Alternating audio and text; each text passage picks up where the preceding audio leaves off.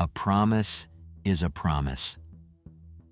These were the chilling words spoken by 27-year-old Daniel Allen after he set fire to the Gossett home with 3 generations of the family inside. The incident occurred on a cold February morning in 2018 and resulted in 4 people losing their lives. What were the reasons behind this senseless act of violence? What was Daniel Allen, who had no apparent relation to any of the victims, doing in the house at the time? Today, we'll be unpacking the mysteries behind this bizarre case.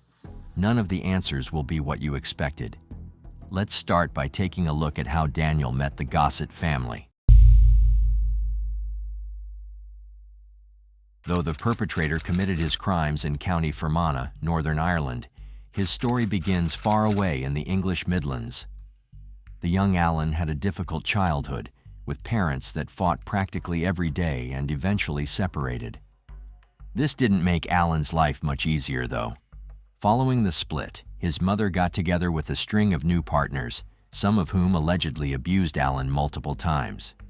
This led to the child running away from home at just 12 years old, attempting to move in with his grandparents in Bristol. The attempt failed, and Allen was sent back to an unhappy home where he always felt out of place, and his safety was frequently compromised. He felt a deep sense of isolation from the world around him, and in place of real human connections, he ventured deep into the internet to create a virtual life. From the beginning, there were signs that Allen was a deeply troubled individual. He was a compulsive liar and highly abusive to those around him. On one occasion, allegedly sexually assaulting a woman he was romantically involved with in 2015. The accusation had a disastrous effect on Allen's psyche. He believed himself to be innocent, and the perceived slight on his character led to his violent impulses coming out like never before. Rather than trying to deal with the situation calmly and maturely, Allen took the questionable path of threatening the accuser's life. This obviously didn't sit well with the authorities, who arrested and charged him with intent to physically harm someone. Based on the evidence, Allen was found guilty and sentenced to 4 months in an Ipswich prison. However, Allen wasn't going to give up his freedom so easily. Instead of surrendering to his fate, doing his time and cleaning up his act, Allen decided it was time to leave the Midlands. It's at this point that we must discuss another event that had occurred in his life around this time. Facing enormous difficulties with real-life human connections and showing a clear preference for unorthodox sexual practices, Allen often turned to BDSM chat rooms in his spare time. In one of these chat rooms, he met a woman named Denise Gossett. The pair hit it off immediately, so much so that they decided to move in together. The timing of this chance encounter happened to coincide with Allen's court case. Facing a stint in prison, the culprit decided to run away, leading to the court to issue a bench warrant for his arrest. Where did Allen go?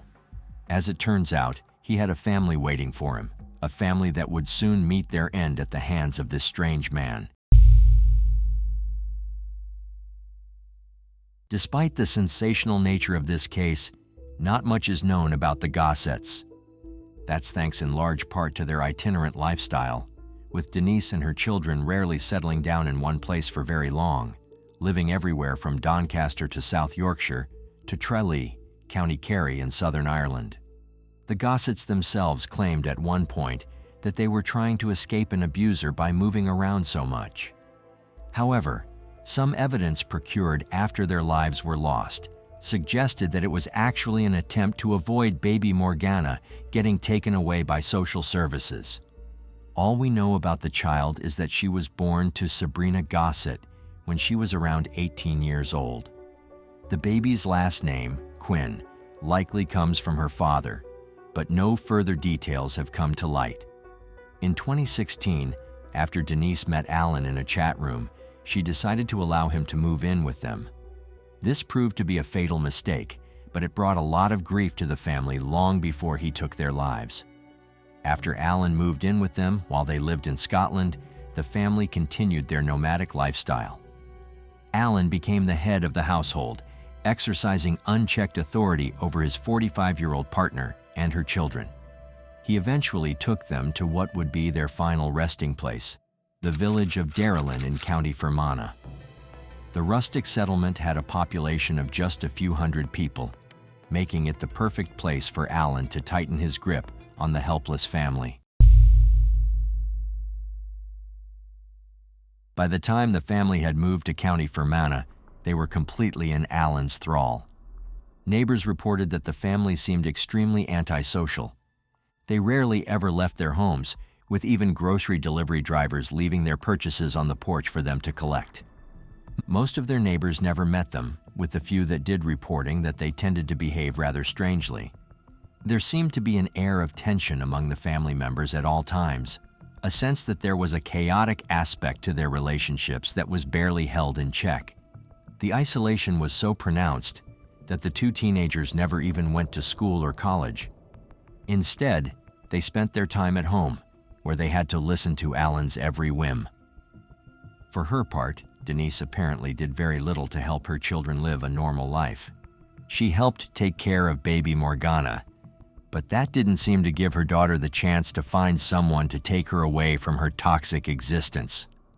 What's even more sinister is that the family never even told their neighbors their true names.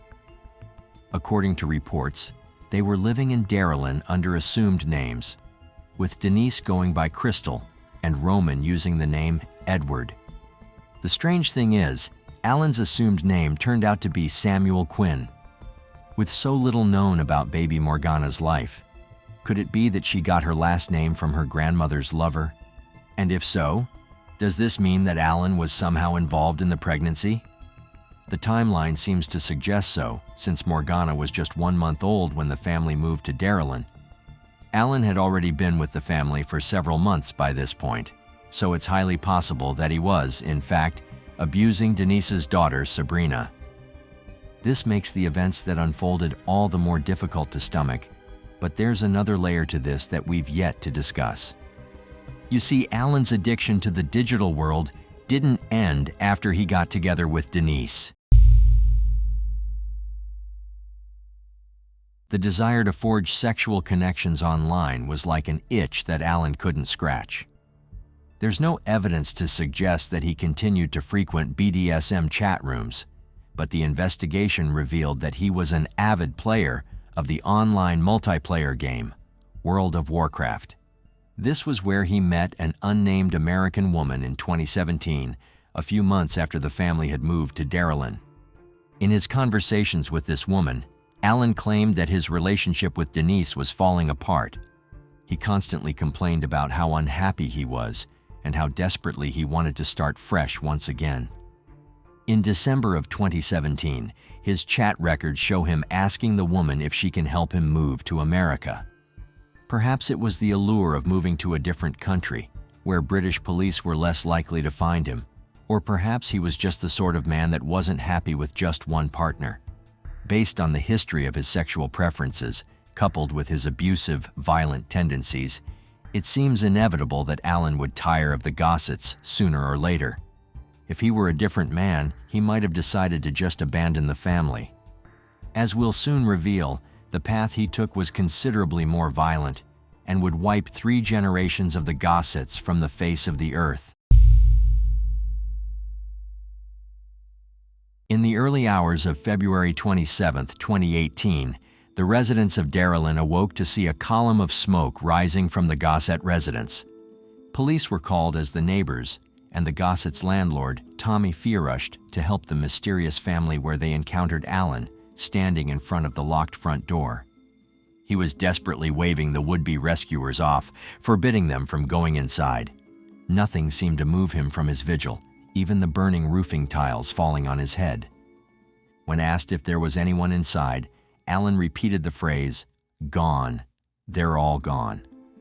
Police soon arrived and managed to pull Alan away from the burning bungalow, but they were unable to get an answer out of him regarding the house's occupants. He just kept repeating the sinister refrain, "Gone, gone, gone, they're all gone." Police then tried asking Alan why these mysterious people he was referring to were gone, and why he seemed determined not to let anyone help them. His answer? A promise is a promise. As for what that promise was, Allen claimed that the family asked him to send them to the next life, since they didn't want to stay in this world anymore. Though the officers couldn't piece together what exactly had happened, they were sure about one thing: Allen was responsible. Judge Nigel Broderick, who presided over the first hearing, seemed to agree, remanding Allen into custody at Magaberry Prison, but things weren't going to go as planned.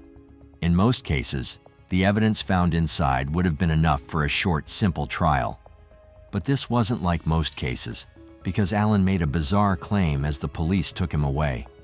He told them that he was a paranoid schizophrenic, presenting himself as a man that simply had no control over his actions. These claims would end up turning an open and shut case into a 6-year odyssey for justice. The Gossetts that lived in Darylyn were gone, but Denise had another daughter named Samantha, who lived a fairly normal life elsewhere in the UK. Once the identities of the victims became known, Samantha was informed, and she rushed to Northern Ireland to process the horrific loss. During this time, the police conducted their investigation, starting by finally entering the home and encountering the gruesome scene within. All 4 victims were charred beyond recognition, with police having to use dental records to find out who they were. Strangely, Denise appeared to be handcuffed to the bed, while Sabrina and Roman were left to wander as their house burned down around them. Details regarding baby Morgana's body were mercifully left out of the press releases, though chances are that the sight of it left the investigators with deep mental scars. As for Allen, police found a significant amount of blood on his body. When they tested the blood, they found that it came from Sabrina and Denise, indicating that he'd attacked them before setting fire to the house. Allen was questioned about his actions leading up to the police's arrival, and he admitted that he'd strangled Sabrina to death. However, when a medical examiner conducted an autopsy, he found this to be false. To this day, no one knows exactly how Sabrina died, but the ME was able to ascertain how Roman and baby Morgana lost their lives. According to the toxicology report, Allen had pumped them with a lethal dose of GHB, a narcotic substance frequently used to render victims unconscious prior to a sexual assault. Their death at the hands of this substance may have been a mercy, since it helped them escape the torment of being burned alive. However, the same can't be said of Denise, who was forced to watch the flames approach her as she was handcuffed to her own bed, eventually dying of smoke inhalation. Further inquiry was conducted, with police asking Allen to expand a bit on his motive for the act. This was when he made a truly odd claim.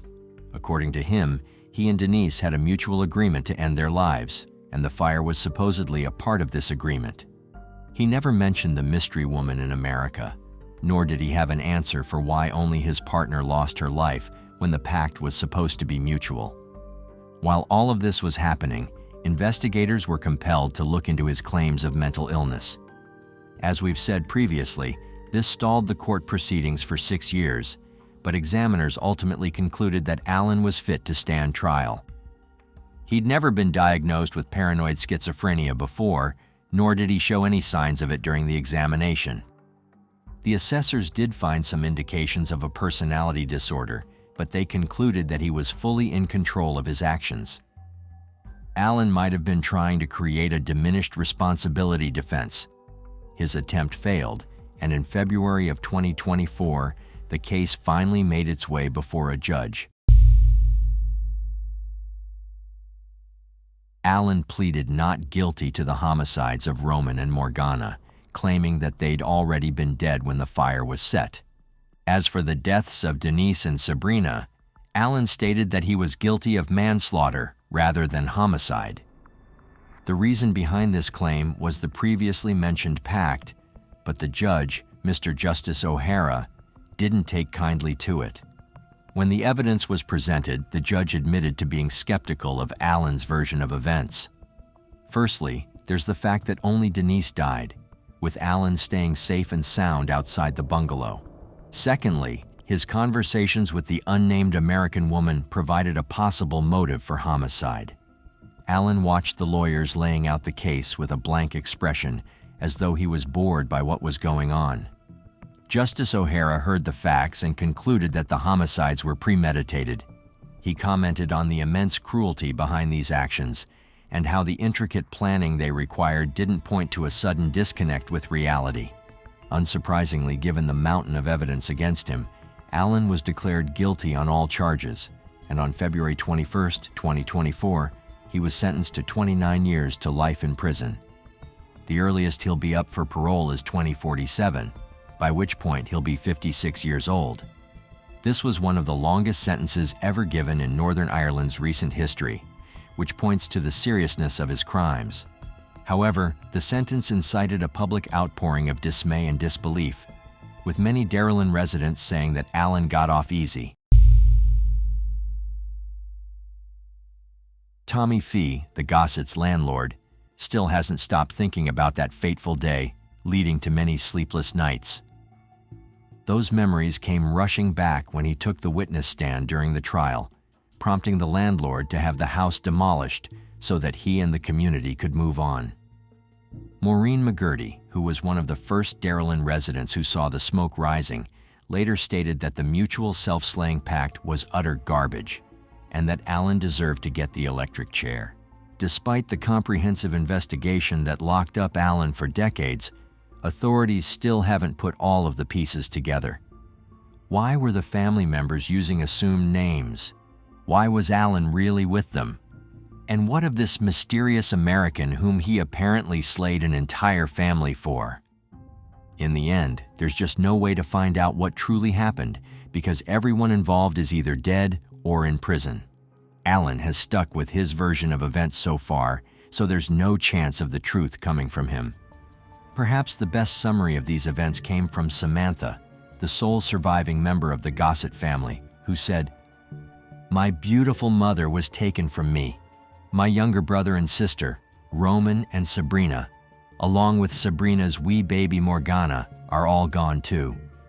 Their 4 lives were taken in a fire started deliberately. And it breaks my heart to think on what happened, to think on how they died. I miss them so much. And to be honest, it's very difficult to convey such a loss in words. My remaining family and I are incredibly thankful for everything the police and those who helped bring this to court have done.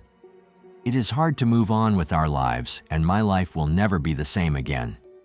But the support of everyone, especially my partner and friends, has truly meant such a lot." The site of the incident now lays barren, with Tommy Fee refusing to rebuild on it out of respect to the victims.